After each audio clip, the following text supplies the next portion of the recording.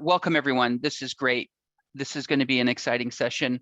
Before we get started, I'm going to do a quick land acknowledgement. Royal Roads University acknowledges that the campus is on the lands of the Esquimalt, the Kungan ancestors and families. With gratitude, we live, work, and learn here where the past, present, and future of Indigenous, and non-Indigenous students, faculty, and staff come together.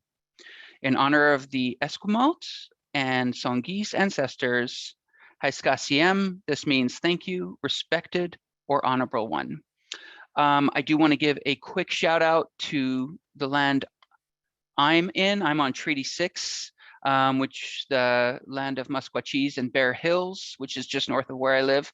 So what's up, Treaty 6? Hello, everyone. A quick greeting, welcome from me to welcome all of you. We're actually in for an extremely exciting and interesting discussion around the ethics of academic research versus the storytelling narrative, and how the two collide and intersect. Our speaker in today's session is Dwayne Beaver, and he discusses this narratively, in his words, narratively ambidextrous process through the, then this is my words, through the dichotomy of his professional filmmaking while also being an instructor and an academic. To guide us through this process, Dwayne has invited two of his colleagues, one film editor and one researcher. So that's Franco Pante and Jeffrey Orr, to guide us through the ethics journey. This is one of those sessions that'll challenge your thinking and keep you coming back for more. I guarantee it.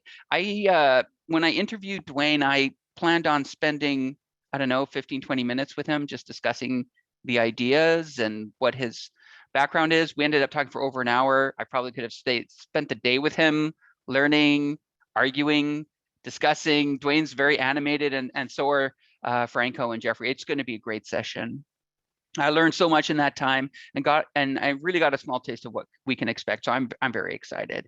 Dwayne is a professional filmmaker with many awards under his belt, and he's also an accomplished educator, currently teaching courses at Royal Roads and Capilano University. We're going to take part in this session hearing from Dwayne and his colleagues as we understand the dialectic approach of research versus narrative storytelling. This is one of those sessions meant to challenge your thinking, and you're invited to ask questions. We are in for an excellent treat. Welcome, Dwayne Beaver. Thank you. Thank you very much. Thank you for that very nice introduction. I have my two colleagues here with me. This is Jeff Orr and Franco Pante.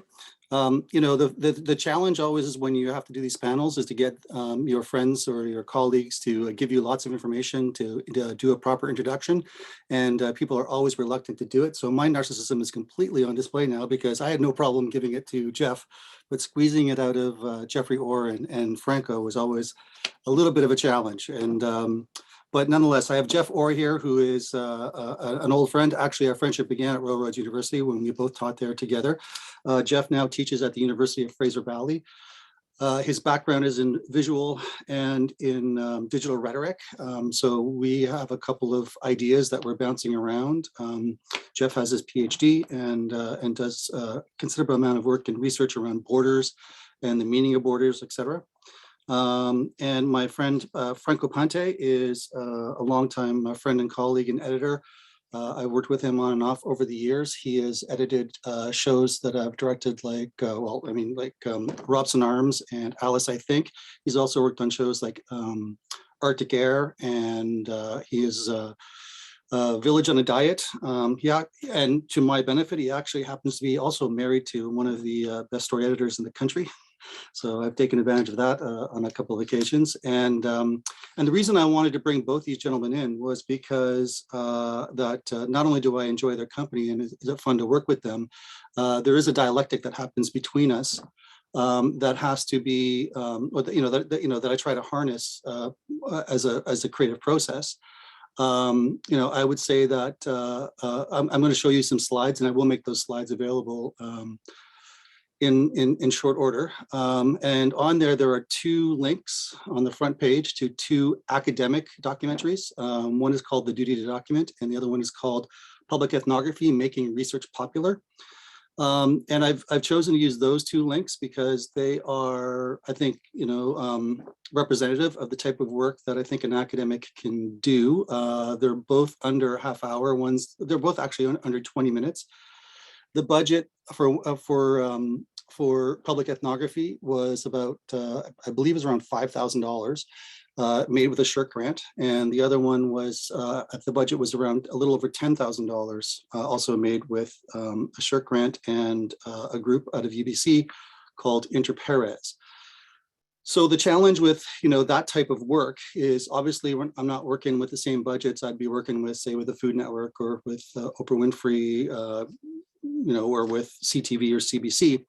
But what's the imperative from them is always to say, well, nobody, who's reading your research, who's actually looking at the material, and how can you disseminate that? And so in the first film on public ethnography, there was a lot of material about how researchers were, using different modalities to get their work out there, for everything from poetry to music to film to blogging, etc. And the second one was a documentary that was particularly challenging because it was about the demise of FOI. And fundamentally, when all three of us got together and had a conversation about it, and one of the reasons I took it on as a challenge was because I was going to make a documentary about paperwork. And, that had a lot of challenge to it. And how do you make it interesting? And that's where, for me, narrative comes into play. It's like, how do, I like to think I can try to make anything interesting. So just before we jump in with my colleagues here, I thought maybe what I'll do is a short presentation just to give you a framework for what we're going to talk about, and then we can sort of start bouncing around ideas, because I actually think this presentation can go in multiple directions depending on the interests of the audience here. So I trust everybody can see that. Those links on the front end there, the red blocks are actually links. You can touch them and watch the films if you want later on. But really, when I'm working on something that I would, any documentary really, it doesn't even have to be an academic documentary. I mean, the word is kind of irrelevant when it comes to making documentary work. I kind of see myself situated between two places. One is critical thinking, and the other is sort of the aesthetic piece of the pie. And to that regard, I use a lot of theory. One of the things when I'm teaching my course is I try to show where the theory rubber hits the road, and where it actually becomes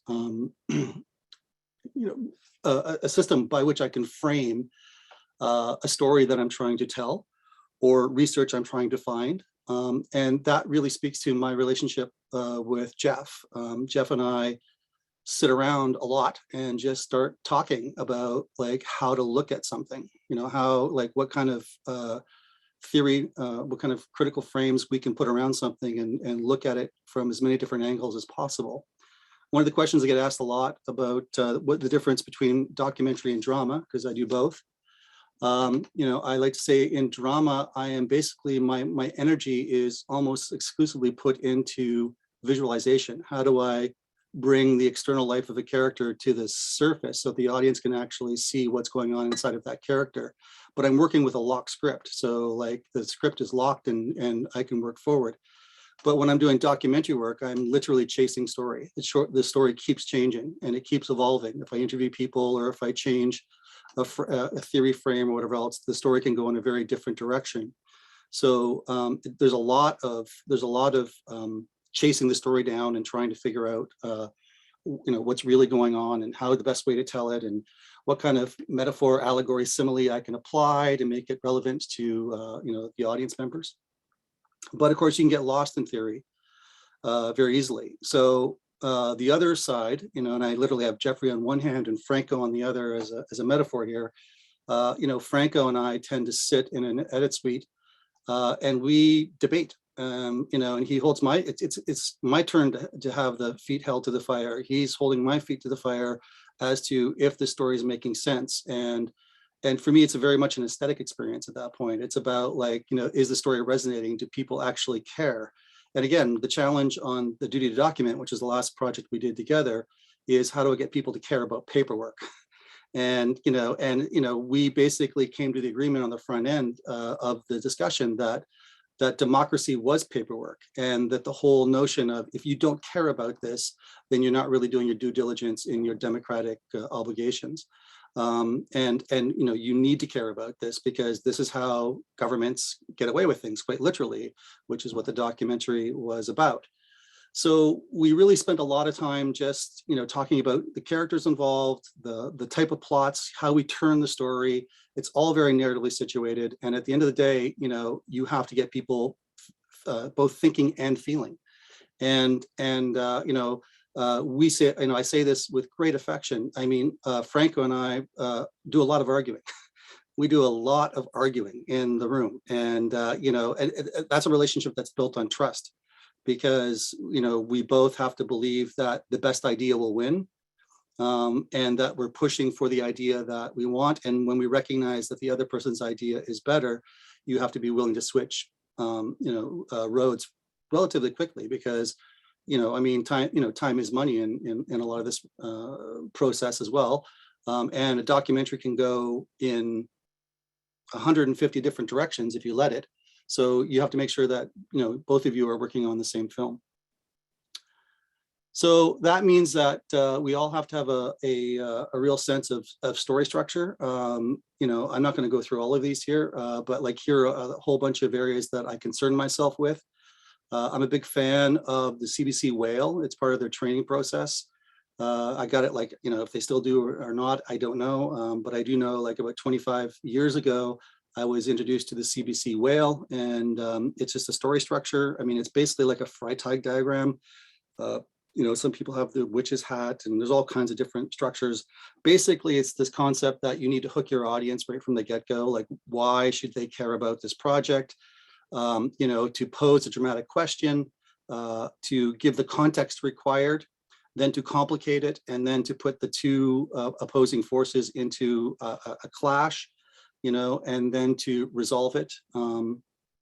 It's pretty simple structure, but it is very hard to pull off. And no matter what the subject matter is, I always like to think of starting with the universal, something archetypical, but then I got to move towards the unique and specific for that particular story. So for me, this is a big tool in terms of how I can organize both my pre-production, even my research, and then the production, and then obviously the post-production of the project. Because without that type of structure, I don't know where to go. I work from a narrative frame. So like, who are the characters? What are their wants and what are their needs, and what are the objectives and obstacles in front of them? And I use the mice quotient here, which is Orson Scott Card's, works very well, which is this story driven by a place? Is it driven by a dramatic question? Is it driven by an internal question, internal angst from the character? Or is it driven specifically by action? Is somebody trying to actually do something? And then I have all my communication channels, right? In documentary, I can work with interviews. Those interviews can be sit down, they can be in situation. It makes a very big difference where I place my interview. I mean, I did a series of interviews in 2017 with war veterans around the 70th anniversary of D-Day. And you don't get the same performance from somebody if they're sitting in their, in their living room surrounded by their trinkets, than you do if they're standing on the beach at Normandy, than you do if they're standing in the graveyard at Benis-sur-Mer. I mean, those environments alone change the entire context of their interviews. What kind of action footage, or what they call direct action footage, do I need? What do I need to see this person doing?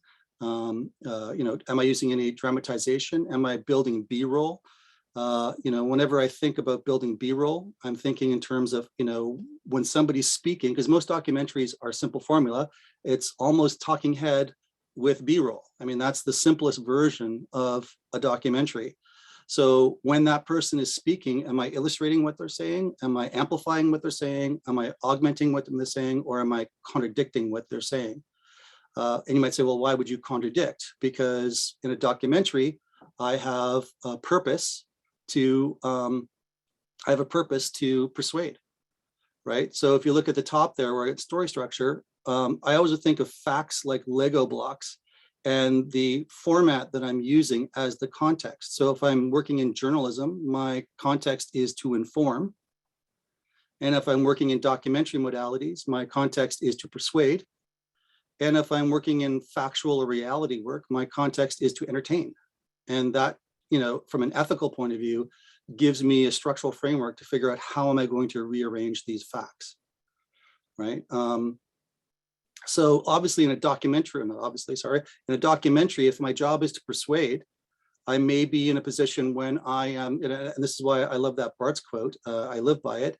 There's a meaning for, there's a battle for meaning between the operator, spectator, and target. In that, meaning is not fixed. The person on the screen has power. The person, you as the observer have power. And of course, I as the filmmaker have power. And so, there's a negotiation between those three things going on. So go back to contradiction. Contradiction is when I start showing myself, I start pushing myself into the story. I might be interviewing somebody who's talking about being, they might be, going on about how they're a huge job creator, but the jobs they're creating might be MIC jobs. So while they're talking about their power of job creation, I'm showing B-roll of MIC jobs.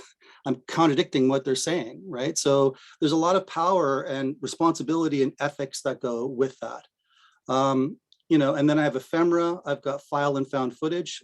File footage is simply if somebody owns the copyright to footage in the past, you have to pay for it. And found footage simply means if it's in somebody's attic on a VHS tape or 8mm piece of film where there's no there's no chain of title, then by using it, I create a chain of title. It's found footage. So I option it from that person. And then of course, graphics and titles also include, it's a really good example of augmentation. How many times have you watched a documentary where you've come into the middle of it and somebody's speaking and you're wondering who the hell is this person? And of course, that lower thirds pops up and tells you who they are and why they're connected to that story. So that in itself is a form of augmentation.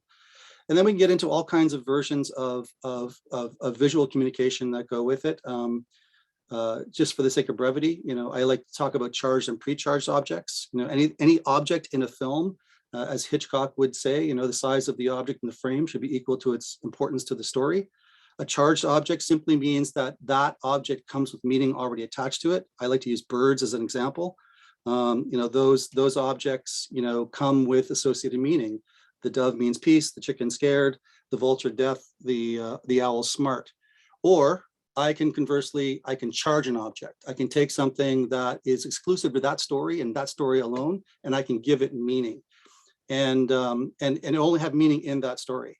So the most probably visceral example that I could probably share with you that you might recognize is if I took a camera and shot a chlorinated pool where you could see all the way to the bottom, and I played the violin strokes from Jaws, you'd go shark, right? So the violin is a shark. That's a charged object. It's also semiotic in action.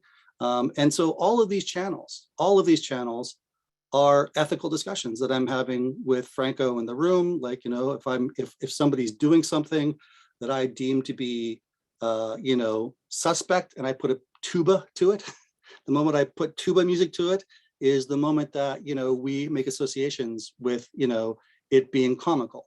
That's an ethical decision. And I'm not going to go through all of this, but this is basically, the same thing for sound. I mean, sound is 50% of your film. You have diegetic sound, which is the sound that the character or the interview subject on camera is aware is there. It's in their environment. They know that sound is there, versus non-diegetic sound, where I'm adding that sound after the fact. The person on camera is not aware that sound is there. So that's operator, asserting their editorial right, in capacity. And of course, music and ambience and silence Nomic sounds are becoming, a big deal. A nomic sound simply means it's a guiding sound that tells you something has happened. For example, when you empty your trash on your computer and you get that crunching noise, that would be a nomic sound. It would tell you that something just happened. And of course, we're telling stories in time. This is sequential media, which means I'm using time as a narrative tool. I am elaborating the things that I think are important, and I'm truncating or compressing. I'm actually eliminating the things I think are not, and I'm compressing the things that make you understand, in order to create continuity. What's least important gets compressed, what's most important gets expanded. And when I expand something and spend time on it, I'm telling you as an author, it's important. And as such, I'm giving it more weight than anything else. Again, editorial decision, ethical discussion. And then, of course, there's the whole political economy of it. There is the idea that, a film gets developed, which means I have partners that I'm discussing that with, and who are contributing finances, whatever else. They have a say what's going on during pre-production, what's available. This is where Jeff and I spend a lot of time sitting around and just sort of having, very wide discussions about, what kind of critical frame can we put around this subject? What are we driving at? Who are the players? Then I go into production, and production has its own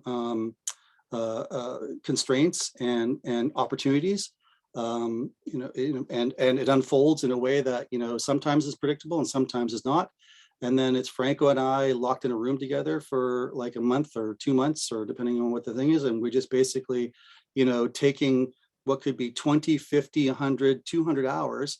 I'm guessing, I don't remember what the ratio was on duty to document, but I'm guessing it was at least probably a 30, 35 to 1 ratio, which meant for every 1 minute of film that was in there, there's probably at least 35 minutes to get there. And then, of course, the distribution and such. Then there's the parts where we deliver. What is the assembly of the material? What is the rough cut? What is the fine cut? Once I've picture locked, then I go into a whole new level of mixing and mastering and creating all the stuff that goes on there. So the process is always unfolding. I'm always working with an evolving premise. What I think the documentary is at the beginning is often not what it was at the end. The premise does change and evolve. And that's something that I have to verbalize to the people around me that are working on it to ensure that everybody is working on the same project. Character relevancies are a huge issue. Like if I go and interview, say, 25 people, and I'm representing in a 17-minute film, I'm representing somebody who, or I'm representing an issue where one person is articulate and can really represent that idea, but I have 5 other people who are saying the same thing. Is it worth the time and the screen time to give everybody equal time, especially if they're just repeating what other people are saying? So it's not unusual that I have to make decisions where characters are removed or interviews are removed. This means there's always evolving outcomes. It's not unusual for me to interview somebody and then find out as I'm cutting them or after I've interviewed them that I'm wrong, that my assumption was incorrect. And I have to retool everything, which is why the premise is so incredibly important. Because if I have 30, 40, 50 hours of footage and my premise has just changed, the only way that I know what I can salvage from my other ones is to go back to the footage and re-examine the premise and what I have from those original interviews in order to move forward. So, writing single sentence premise down is truly the guiding light of the whole process. I have evolving resources, money's coming and going, resources coming, things I spent money on that cost more than I realized will take money from something else down the road. Evolving B-roll, you don't get B-roll, I get B-roll. If I go interview somebody at their home and it's the only opportunity I'm going to get at their house, I'm clearly going to get the B-roll I need at their house. But then, as the edit comes together, you become aware of other ways to visualize something, and you have to go out and reshoot more B-roll to accommodate for that. So yeah, that is kind of a real overview of the process. Again, I've brought my 2 colleagues here because it's not just I kind of see myself as the in-betweener between multiple people trying to keep everybody on the same rail. And yeah, that's my process. So, I'd almost like to ask my colleagues at this point, maybe starting with Franco, since he's about like, what have I missed, and what do you and what do you think about the process as of outlined it? I think you pretty well covered it, Dwayne. In this particular instance, I was fortunate because you came to me with kind of a whittled down version of all that footage, because when you talked about a 35-to-1 ratio, it's daunting to go through everything. And so in a documentary, especially when you're so versed in the subject, it's nice that you came to me with like, okay, well, these are the elements I think most tell the story. And we could always go back into the original footage and expand, but it sort of gave us a place to start from. So that for me was something important. Jeff? Yeah, thanks. I think that was really good, and I really appreciate Franco's comments as well. I was thinking about that question of ideation and the kind of like wideness and narrowing, and what we were doing at the start of Duty to Document there when we sat around and like mapped things out on a huge whiteboard. And I think we eventually got to democracy as paperwork, and that's a pretty narrow rendition. But the question of how you get there is, of course, what is democracy? What is paperwork? Who's involved in it? How does it go? And so that whole wide discussion about what does this all mean is really important for defining what the project looks like and how it works. And of course, you're right. Like, I mean, the reiteration of the ideas constantly comes around again and again and again. But the way in which they're defined, I think, influences the way that they get instantiated, right? So that, so the second slide there, we had the two sides of the project. And we were talking about this yesterday as well, Franco, the question of what a genre is, for instance, right? Like, if democracy is paperwork, then okay, are we looking for paperwork? Is this a paper trail? Is it a detective story? Is it a, how does it work when you start thinking about what democracy is and what paperwork is? Because paperwork is about evidence, right? But it's also about what people do. So it has these elements of things like cultural memory and structural consistency and responsibility to the future. And so all of those things are kind of wandering around in the background at the start of the project, and now we're getting narrowed down to that one little catchphrase. So yeah, so there's a lot in it, I think.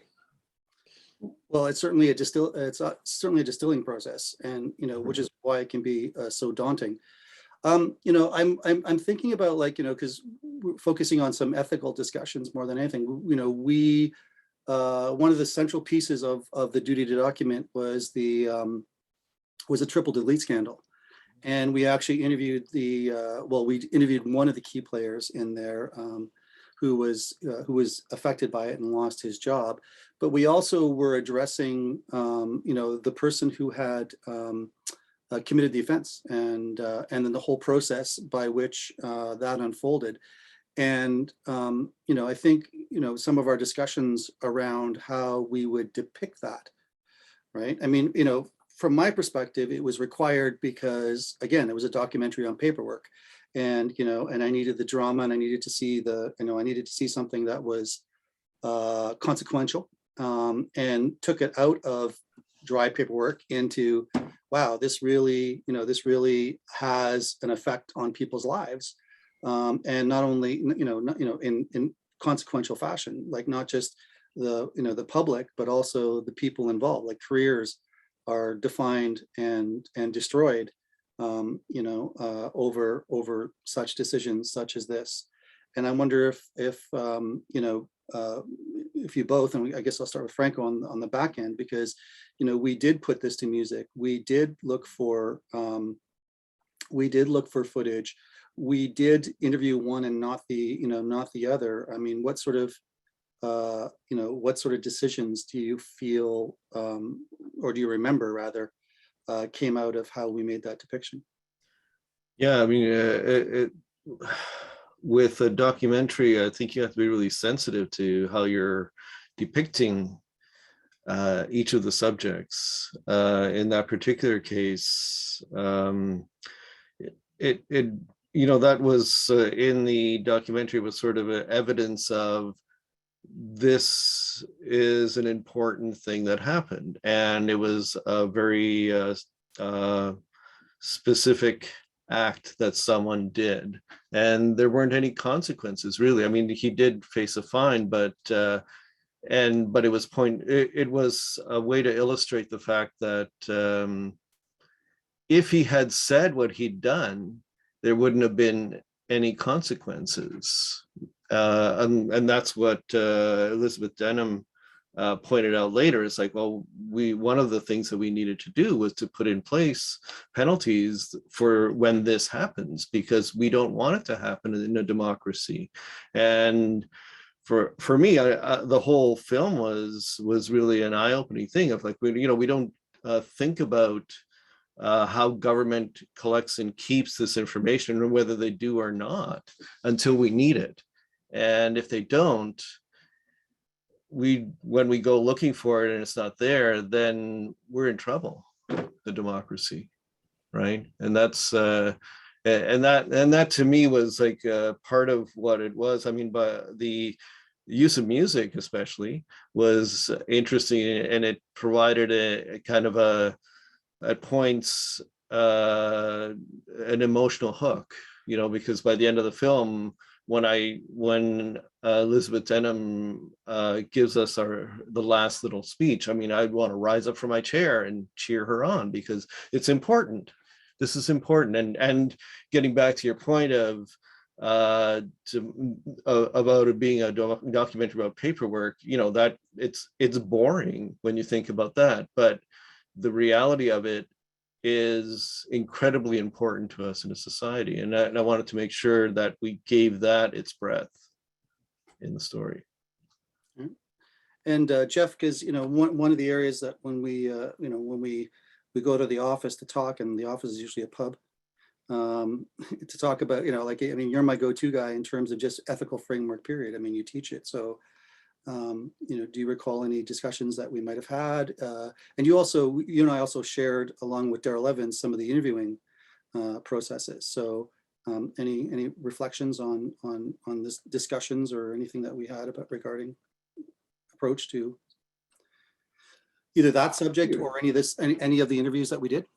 No, I think that's a good place to start. I think one of the, just from a kind of broader ethical theory perspective here, if I can go into the weeds for a minute, one of the things that kind of defined this project from an ethical perspective, at least from my initial perspective, was that it's about absence. It's about what isn't there, right? Like you're finding an archival source, and the only thing you're really talking about here is what didn't get done, or what didn't get said, what didn't get kept. And so defining absence is a difficult thing to do, obviously, right? I mean, the whole structure of the thing is kind of like footprints in the snow around a lake, You can tell what's not there because you have to walk around the outside of it to figure out what is. And so how you deal with absence, how you deal with things like the loss of memory, or the absence of people, and what's in that absence, how it gets filled, I think was part of the way that we were talking about this in the pub, so to speak. Obviously, the intellectual pub of the mind. Yes. The way that, for instance, you try to figure out who's in that space, and whether it's actually empty, or whether there are voices that have been elided. So for instance, I think one of the really powerful moments of this was Tim Duncan getting to speak finally, because you could see how badly he'd been hurt. And you could, one of the powerful moments for me was about his relationship to his own family, and how that connection built a very personal sense of responsibility for wider structural activity that was clearly not being considered by a lot of the structural or political players. right? The idea that getting rid of some documents from a meeting was basically harmless. It wasn't going to hurt anybody to get rid of this. It was more a media issue, right? We don't want the headlines. And nobody thought about what it would mean to disrupt a murder inquiry or to actively harm someone's family, because it was outside of the scope of their consideration. It was an absence. It was a silenced set of voices. Right. Yeah, so well, that I mean, was the real value. Yeah, well, I mean, I think just to provide context for the people that are listening, Tim Duncan was asked to give to find research pertaining to the Highway of Tears and hence the triple delete scandal. But what comes out in the interview was how deeply personal this was for him, because his own father had been murdered and had found, and been denied information around it. So, not only did he lose his job, and he didn't lose his job like in an open public firing. It was sort of his role was, he kept getting moved to a place until he was proved incompetent and then let go as a result of that. So, again, like paperwork is democracy, and trying to find that trail. And for me, chasing story that's something that's exactly a great example of something that emerged out of the interview process. And I did not know that going into the discussion. I mean, I did that interview, and that was the first time I heard about it, was in the interview. And of course, you come back and you go, okay, well, this changes everything. All right, this is now taken a new direction, and you want to incorporate that. I'm going to throw back to our moderators, see if there's any questions, because I don't want to, I know we only have another 15 minutes or so, and I want to make sure that we're addressing the things that the audience wants to hear about. Thanks, guys. This is an excellent topic. Lots of good information here. Everyone else, please feel free to throw your comments and questions. The first one I have is actually from Sasha. Hi, Sasha. Her question is, Dwayne, is the charging of an object, that's quotes, the same as semiotics? It is a part of semiotics. It's not the same as semiotics. I mean, semiotics is a huge field. I mean, it actually is sort of a crossover between the film canon and the communications channel, right? So in similar semiotics, you have an iconic object, and then you make indexical associations, and through those indexical associations, you start giving a myth around it. So when a good example would be in Pulp Fiction, when Christopher Walken holds up the watch, and he literally holds it to the camera and he tells you a story about it. I mean, that's literally the charging moment, so that later on, when Butch is on the bike with the girl and all he got to do is throttle and get out, and he turns back to her and says, "Did you get the watch?" And she says, "No." We were all like, "Oh my God, you know where that watch has been?" And we know the whole story of the watch, right? So we know that watch is sufficiently charged that character to risk machine gun fire to the body to go back and get it. So when you're charging an object, you basically have to give it, special emphasis.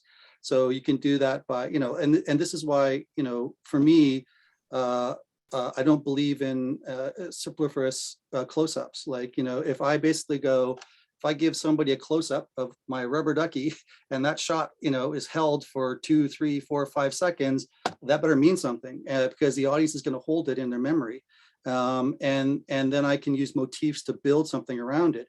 If it becomes useless and then I keep using other useless shots, then there's no subconscious pattern for the audience to pick up on, and there's no narrative in that. And the hardest thing about filmmaking in total or in overall is, it doesn't matter if it's documentary or drama, is unlike, literature or prose, where what the character is thinking. You can only signify what the character is thinking.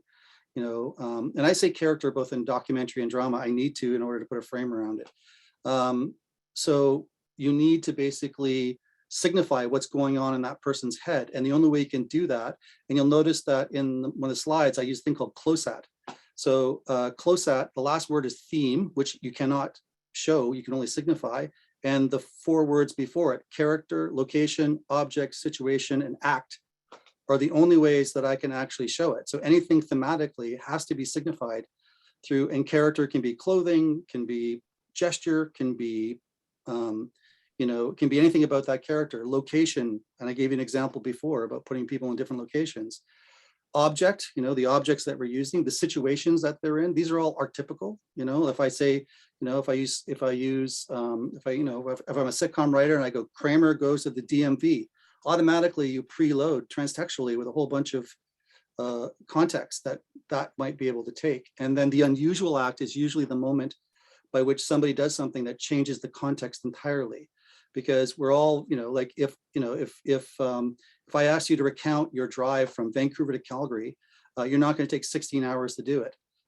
You're going to choose a couple of moments here and there that are going to make it relevant, like the time the bear crossed the road. Well, that's an unusual act, right? And so yes, it's rooted in semiotics, but it's also a big part of the film canon. I'm gonna buy a rubber ducky. It's gonna be my new car piece. Right. That's awesome. Thank you. We got quite a few questions here.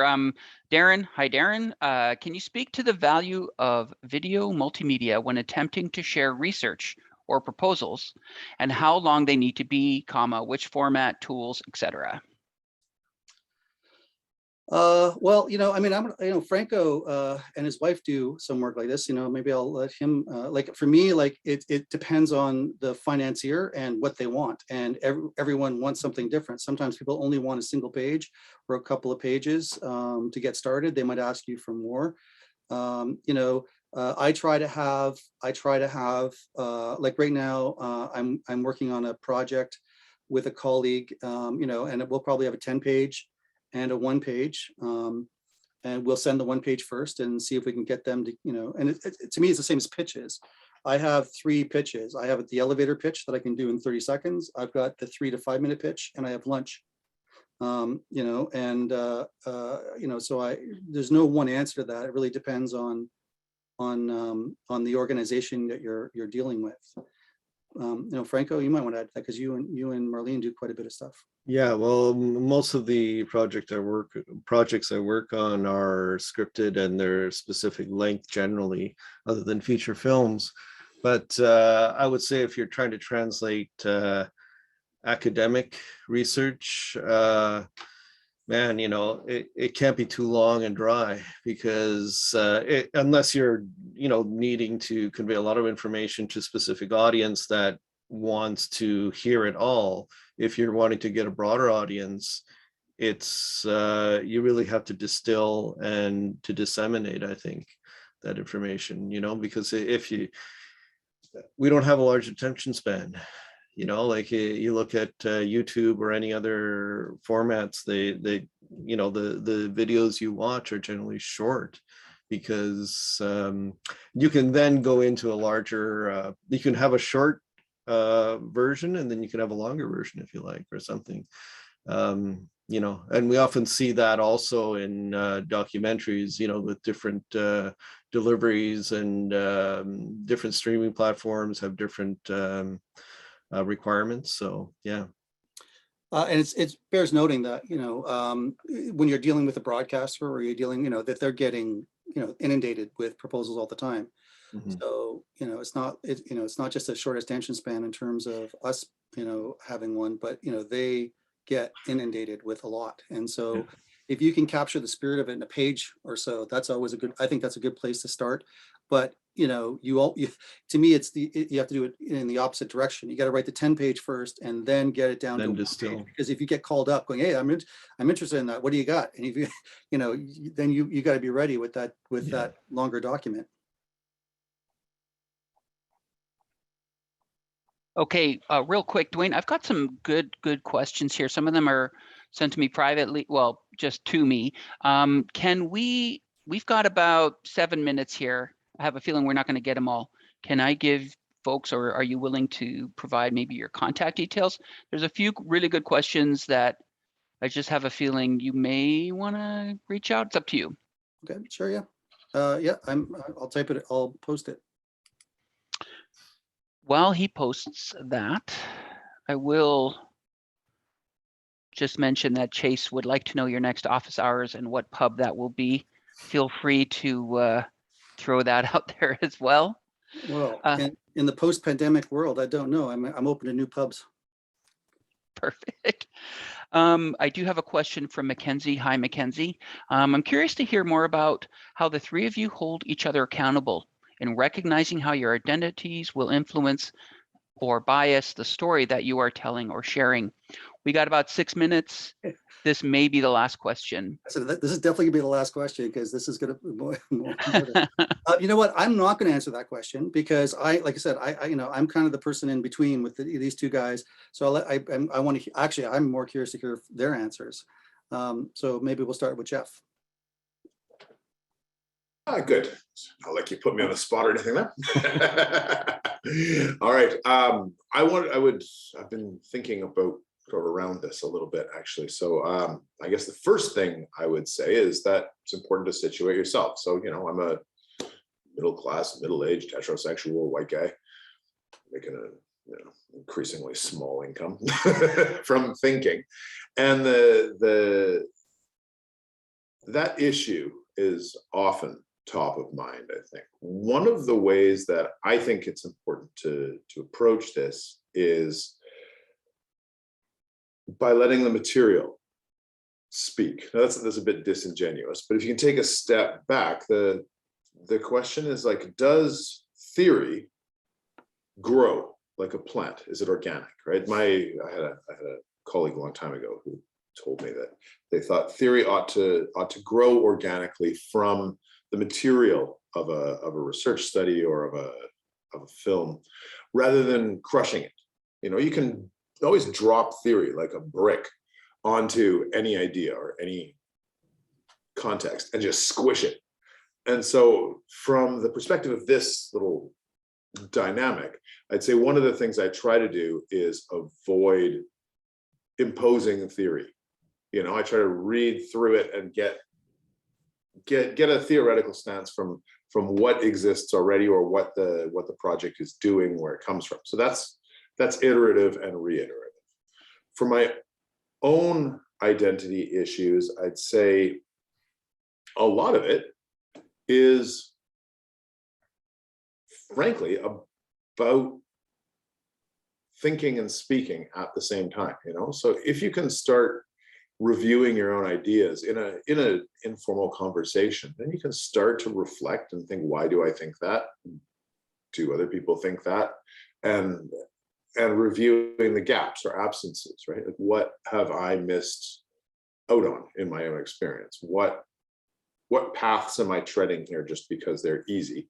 And therefore, what are we missing? And if you can try to think about what is missing in your own assumptions, then you can start to think about voices that aren't being heard and ways of expressing ideas that aren't necessarily being engaged with in your own perspective.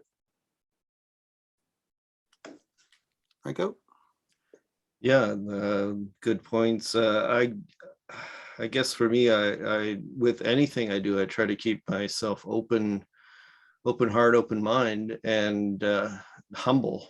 That I don't know everything, and in terms of working in film, in something like Duty to Document with Dwayne, I mean, I raise issues that come from me, and Dwayne talked about our arguments, and they're really more like very spirited discussions to kind of decide. I mean, what are we thinking and why, and where does that come from? From our biases, or where is the truth? Is there a truth we can highlight? Is there a particular is something that's outside of our own experience that we need to incorporate? So it's always in discussion with other minds that I try to do that. And it's hard when, I mean, we look at us here and we're pretty similar, so it's being open and humble. That's what we try to be anyway. It's hard sometimes. I think it's really important just to keep surrounding yourself with, people that will challenge you. I mean, this idea that, I've never been a big believer in, like the director's vision. I mean, there's a sort of like rail you're running through. I think this film is about this, but it is going to evolve. It is going to change. And, for me, any film project, always offers the opportunity for personal growth and change. And you want to embrace that. I mean, that's the reason why I do it. I want to be a better, not only a better filmmaker, but a better person. And I've certainly been affected by a lot of people over the years that I've met in interviews that I would never otherwise get to meet in my real life. Film has offered me that ability to meet people that I would never have contact with. I told you guys, I told everyone we wanted to be here forever. This is a great session. I want to thank Dwayne, Franco, and Jeffrey for jumping in. Folks, Dwayne and Jeffrey Orr have provided their emails. I have had a couple of direct message questions and a few public questions we haven't gotten to. I have a feeling as soon as you meet Dwayne and Franco and Jeffrey at whatever pub they happen to be, you probably want to spend the day there just chatting with them. Thanks very much, everybody, for an excellent session. We've had some great responses. I do want to remind everyone we do have Communicating Environmental Ethics to Make a Difference coming up in 10 minutes. We are pretty much at break time here, and when you guys win your next Oscar, let us know. We will be there to celebrate with you. Have a great day, everyone.